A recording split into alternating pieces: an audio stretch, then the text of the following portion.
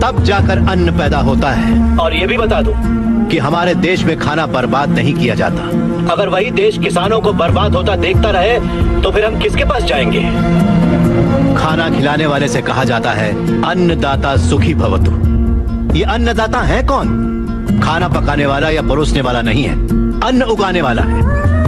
और ये खेती जैसा उपहार ईश्वर ने हमें दिया है। सेल फोन के बिना हम जिंदा रह सकते हैं, टीवी और एसी के बिना भी हम लोग जिंदा रह सकते हैं। जो टीवी और एसी बनाते हैं वो करोड़ोंपति हैं, लेकिन अन्न उगाने वाला वो गरीब किसान इतनी कड़ी मेहनत और धूप में पसीना बहाने के बाद दिन ब दिन गरीब होता जा रहा है। फैक्ट्रीज लगाना गलत नहीं है, बिल्कुल सही है, लेकिन खेतों को बर्बाद करके फैक्ट्रीज लगाना गलत है। इस देश में कितनी ही बंजर जमीनें हैं, कितनी ही पथरीले जमीनें हैं। क्यों? क्योंकि वहाँ पर पानी नहीं है, इसीलिए खेती करने में इतनी परेशानी उठानी पड़ती है। जरा सोच कर जवाब दीजिए कि किसान पानी लेने कहाँ जाएगा? इस देश में पिछले 10 साल में 1,71,105 से ज्यादा किसान आत्महत्या कर चुके हैं। उसमें से 25,000 से ज्यादा किसान तो इसी इलाके में रहते थे।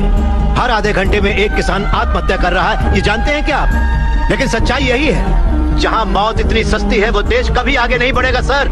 तकरीबन 10 लाख से ज्यादा किसान अपना पेट पालने के लिए गांव छोड़कर शहर में मजदूरी करने आ जाता है। जो हमारे देश की रीढ़ की हड्डी है वो बिल्डिंगों में चौकीदारी करता है। जो किसान हमारा भगवान है, अन्नदाता कहलाता है, वही मंदिरों के सामने भीख मांगता फिर रहा है। वादों पर मत जाइए, जमीन पर आ जाइए।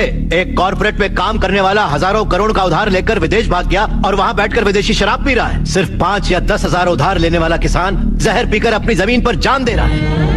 इन कॉर्पोरेट्स की काली करतूतों की वजह से हमारी हरियाली जली जा रही है। खेत सींचने वाली नदियां फैक्ट्री से निकलने वाले गंदे पानी से जहरीली होती जा रही हैं। ये मल्टीनेशनल कंपनीज की मशीनें हमारी खेती वाली जमीन पर कब्जा करके उन्हें खत्म करती जा रही हैं। पर ये दिखाई नहीं देता कि इन फैक्ट्री